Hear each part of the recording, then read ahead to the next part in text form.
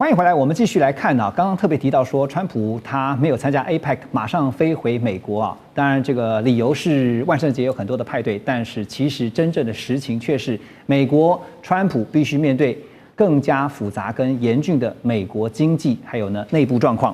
因为呢，美国政府在10月1号关门，已经长达1个月的时间，从华府到农村，从军营到学校，整个美国现在像是进入一个功能丧失的国家。粮食援助中断，军人断薪，航班大乱啊！现在像航管的这个人员啊，其实都是叫苦连天。所以呢，这个竟然是在号称是全球最强大的美国发生这种事情。现在数千万人面临断粮，数百万的家庭没有暖气可用，政府停摆，正把美国推向一场非常冷酷的社会灾难。而最新的消息呢，是美国已经有2名联邦法官他们陆续做出裁定，说川普政府不得暂停对低收入民众的粮食援助。这代表什么意思呢？就是政府虽然关门了，但是这个时候联邦政府依然必须要动用应急基金来维持民生计划的运作，你不能不照顾老百姓啊。BBC 就分析美国政府关门造成的5大这个民生灾难，包括超过4000万人所仰赖的粮食券经费已经在11月1号用完了，600万的低收入家庭将会失去取暖的补助，100万美军被迫无薪上岗，那么联邦员工做功德好几周了都领不到薪水，航班延误成为常态，所以接下来这样下去总不是办法。可是川普虽然看到他表面上是一派不在乎啊，但是想必心里面是非常着急啊，怎么解决呢？林老师，我觉得这边的话，我们要先了解到的就是说，川普他之前没有错，他在这一次的东亚行，乍看之下是成功的，甚至是他也蛮成功，从日韩这边带了一些订单回去给美国。可是这些订单要立刻的能够变成一个及时雨吗？这个可能是需要一点时间。他号称9000亿，但是9000亿一次给啊。对啊，而且9000亿它不是现在可以给，现在的这个刚刚何荣有去提到说，回去可能万圣节的 party， 可重点倒不是 party， 是因为现在华府快烧起来了。因为我们可以去看到现在的话，参院这是共和党有人的跑票喽。所以在这个关税的这个案子是否决的是支持民主党的对，更不用说在整体的一个总预算这一块，现在的联邦政府关门，它对于美国来说是一个非常大的一件事情。这个不是只是说这个什么这个航管啊，还是什么，讲难听一点，你去参观白宫都不能进去参观，因为它关门了，或者是什么垃圾啊，还是什么，就是有一些整个状况是非常糟的。那为什么会这样？今天最直接的就是今天民主党跟共和党这一边，甚至是共和党有一些人是也不满你川普。好，那为什么会这样子不满呢？对于川普来讲，最重要的还是你的民生问题没有办法去解决。因为其实我们仔细来想，川普从上任到现在，其实还不到1年，怎么感觉好像过了很多年的感觉，度日如年的感觉。可是他今天这一些美国的状况，不是今天一个川普上来就可以去改变。他是从他的一个 COVID-19 之后到这一个到之前拜登到现在整体所呈现的一个问题。那今天这一个问题其实是说，你说川普上来有办法去做这些改变吗？我个人是抱持蛮保留的一个态度啦。那至于今天来看的话，对于川普来讲，或者是我自己去美国，在今年4月的时候有去一趟华府那边，那可能你可能没有办法相信，我去超市想说要买个刮胡泡，因为我去比较久。刮胡泡居然锁在玻璃柜里面，是我要请店员把锁打开，怕零元购，就是怕零元购啊。那如果今天一个在首都里面的超市，而且老实说，那个2块多的一个东西，也不是说很贵的东西，它居然就还要锁在这一个柜子里面，我又不是去买个晶片还是什么显卡之类的，黄金还差不多。对啊，那这一些东西都要锁在那里面呢，就代表怎么样？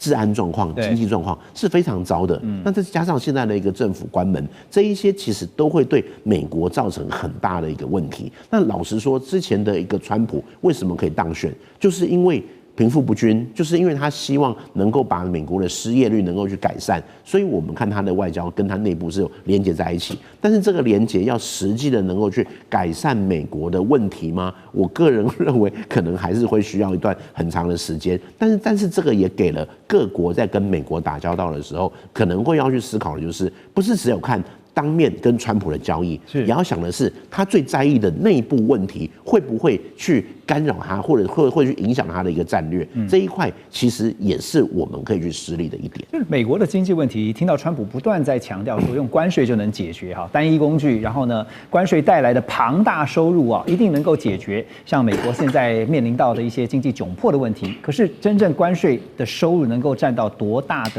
多大的效应呢？现在大家也在看。是不是真的只有一点点而已？好，那除了民生问题呢，我们就来看美国的经济数据啊。根据 Challenger 他们的报告，到今年9月为止，在裁员的部分，美国企业的裁员人数达到94万人，预计到今年年底要突破100万。就连矽谷也成为裁员地狱啊，科技业半年就砍了10万人左右。桥水基金的创办人叫 Ray Dalio， 他就更是表示说，美国有高达60%的劳动者几乎没有生产力，整体经济由最富有的1%的人在支撑运转，整个社会阶层的结构正在崩塌。好，所以现在真的是听起来是蛮吓人的，因为整个社会国家只有1%的人在负责 run 这一个国家的整体结构，这是一个结构性的问题啊。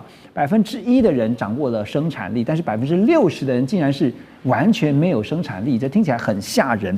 可是这样的一个结构性的危机迫在眉睫，对于美国，对于川普政府来说，他们一定知道怎么解决呢？黄老师，您觉得？其实说这个到底美国社会阶层的这个崩坏或崩解，要不要去解决？我觉得其实从我的角度来看，我不从总经或现在的经济情况来看，我觉得这是一个它不是一个崩解，它是一个整个产业结构转变的一个过程。结构在转型是。我们回到以前来讲说，第2次工业革命的时候，大量的工具机的出现，取代了传统劳动力。那男性的一些员工开始逐渐不被用，当时当然说女性或童工的价格比较低廉嘛，那企业主们他们肯定慢慢的去往这个地方去靠拢，去降低自己的成本。那像现在慢慢进到所谓的 AI 时代，就把自动化更升一级了。对，我们当然目前还没有把它称之为第3次工业革命，但我们可以逐渐看到，包含在加州的地方，Uber 投资的无人自动送餐车已经开始去试行了。那像甚至有些地方用无人机在送餐送药的，那其实也都开始在执行了。那在这种情况下，这是我们定义的底层劳动者嘛？那如果是这样的话，底层劳动者是有一些基础型或者是比较 routine 的工作开始去减，那大家就会问，那科技业半年就砍这么多人，对，那科技业是底层劳动者嘛？那如果说今天是在做一些写程式的部分，其实逐渐的已经被那个人工智能取代了一大部分的工作，所以想当然尔，这些人就会逐渐的被淘汰。那这是底层结构崩坏吗？我不认为，我认为说接下来马上到来的一些新的产业，它会逐渐的萌芽出来。那就业市场重新活络，关键就在于接下来到底会走到哪一个生产市场。对，因为其实这几年也听到像是智慧制造，包括接下来在机器人的部分有所谓的人形机器人就是要取代现有的人力，因为知道光是这个人口结构也是呈现倒金字塔的一个情况，就是要解决人力短缺，包括现在我们提到的60%的人如果是没有生产力的一个状况。所以那接下来对于美国来讲，他们有办法在短期之内达到这样的一个用科技来弥补或者是解决现在困境的这样的一个情况吗 ？OK， 讲到智慧制造这个，其实在美国定义的智慧制造里面，它是还有凌驾于智慧制造的一个先进制造。那这边包含了当然是智慧制造的整体的自动化，然后提高良率等等。另外一部分是新材料、新药，然后新的生物发展这个部分，这2个发展的部分。那这些新兴产业到底能不能带动新的生产力？关键在于有没有高阶人才的注入。但当然，美国现在的政策对于高阶人才并不是这么友善的情况下，我不太认为说短期内会去改变这个现况。那基础人才的这个问题呢？我觉得当时提高关税的时候，这个最好的方法是什么？我不要用全智慧制造，我用半智慧制造。我去吸引这些他们口中所谓没有生产力或没有提高 GDP， 他不需要做太多事情，他做一件事，按按钮，按按钮去让他们有足够的生产力。那我从原物料进来，我不是到终端产品的时候，那我这个关税中间的利差是相对比较不会受影响。所以我个人觉得，川普如果他看到这一块，他在下一步很大的歧视，我把制造业带回美国，我把很多复杂的东西自动化，这是他的个性嘛？我什么都简单，我最好按一下全部搞定。那这样子，我所谓没有生产力的人，他就来按按钮，对，我就逼你公司 hire 这些人，我也不用发失业救济。但会不会太理想了？他一直都很理想，不是 ？OK， 好。不过现在理想归理想，现实归现实啊。美国的关门风暴持续在演变当中啊。那根据《经济学人》跟 YouGov 的最新民调也显示说，现在就是看，因为刚刚我们也提到了，川普在意的是民意支持度。那现在最新的民调显示，美国民众满意川普施政的数字呢，掉到39%啊，40%都不到，创下川普2.0啊，就重返白宫以来的新低点。另外呢，63%的人明确表示不认可川普对政府的管理。有46%的美国成年民众认为呢，政府停摆的责任就在共和党和川普本人。从这些最新的民调，当然民调是变来变去啊，跟这个民意如流水是一样的。但是我们要问的是，接下来马上就要进入到2026年了。2026美国的期中选举很重要啊，这样对共和党来讲，对川普来讲，不是一个警讯吗？没有错哈。现在大家都会认为说，这个问题就出在川普身上，特别是民主党人，因为原来他们是因为坚持就是说，这个川普的预算大砍这个对于这个美国健保的，就是所谓的奥巴马健保的这个补贴，会让大家的健保保险费用上升，所以他们反对，以至于造成了这个政府关门。那当时川普的算盘是什么？就是说，你想政府关门谁受害？是这个联邦政府的雇员。这些雇员在哪里？在 DC， 在这个马里兰州，在维吉尼亚州，这些都是民主党的选民。所以他计算就是说，这个关门的结果是伤害了民主党多于伤害共和党。他是想过了，对。所以，但是结果现在这么一下来之后，变成什么？变成第一个，变成大家怪了川普，因为它受影响是整个美国啊，比如像这个航空的这个飞行，就是航管受到影响了，还有很多其他政府常态运作应该会支持的这种民生的部门受到影响，美军这受到影响。当然，现在另外一个问题是什么？民主党也不敢轻易的退啊，因为民主党现在川普说，他如果一旦恢复之后呢，他这个 OMB 啊，就是美国的这个所谓预算管理部门，就白宫的预算管理室要去这个惩罚那些发动在联邦政府内支持民主党的发动这个背革川普的这些人，所以如果民主党轻易让步的话，到时候这些联邦政府的员工会来怪罪民主党，说你怎么会让步呢？你怎么轻易就让川普是老师，这个局面其实也许川普始料未及啊，但是我们都知道川普他擅长交易哈，他弹性很大。我说他弹性很大，那会不会就是迫于他遇到的现实状况？他会做一些调整，您觉得？我觉得目前看起来他的交易呢是藏在他心里的。